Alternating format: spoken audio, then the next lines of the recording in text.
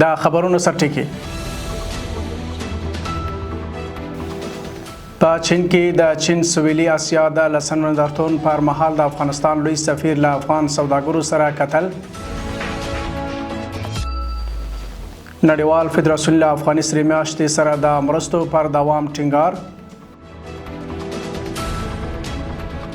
او په سویس کې د 2015 کال پورې د نفوسو د شمیر 10 میلیونو تر حد محدودولو په اړه رایګیري ترسره کول.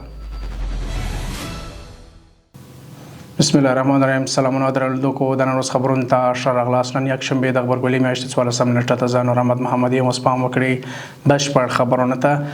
شیخ شهاب الدین دلاور د افغاني سرې میاشتې ټولنې عمومي رئیس له جګن چپګین د سره صلیب او سرې میاشتې نړیوالې فدراسیون عمومي سکرټر او حسن فیصل د افغانستان لپاره دغه فدراسیون رئیس سره لیدنه وکړه. په دې لیدنه کې ښاغلي دلاور په افغانستان کې له افغاني سرې میاشتې سره د نړیوال فدراسیون د مالي او تخنیکي همکارۍ قدرداني وکړه او د هیواد د بشري وضعیت او د لازماتو مرستو د اړتیا په اړه خبرې وکړې. په همدې حال کې د فدراسیون عمومي سکرټر د افغاني سرې میاشتې د 2 وژل شوي کارکوونکو له کورنۍ سره د خواخوږۍ څرګندونه وکړه او له دې ادارې سره د بشري مرستو او همکارۍ د دوام ژمنه وکړه.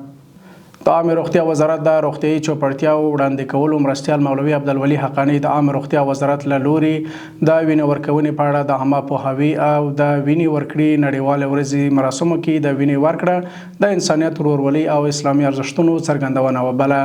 ښاغلي حقانی وویل که هر څوک په کال کې یو یا دوه ځلې وینه ورکړي نو په دې سره به د زرګونو نورو هیوادوالو ژوند وژغورل شي. نوموړي له ټولو وغوښتل چې په دې برخه کې خپل مسؤلیت په ښه توګه ادا کړي. د امر بالمعروف نهي عن المنکر او شکایتونو اوریدلو وزارت وایي چې په کابل، سرپل، هلمند، بغلان، سمنګان او نیمروز ولایتونو کې 15 کورنۍ شخړې او دښمنۍ حل کړي دي. دغه وزارت همداراز زیاتوي چې د فاریاب ولایت د اندخوی ولسوالۍ کې 3 کسان د الکولي مشروباتو د خرڅلاو په تور نیول شوي دي.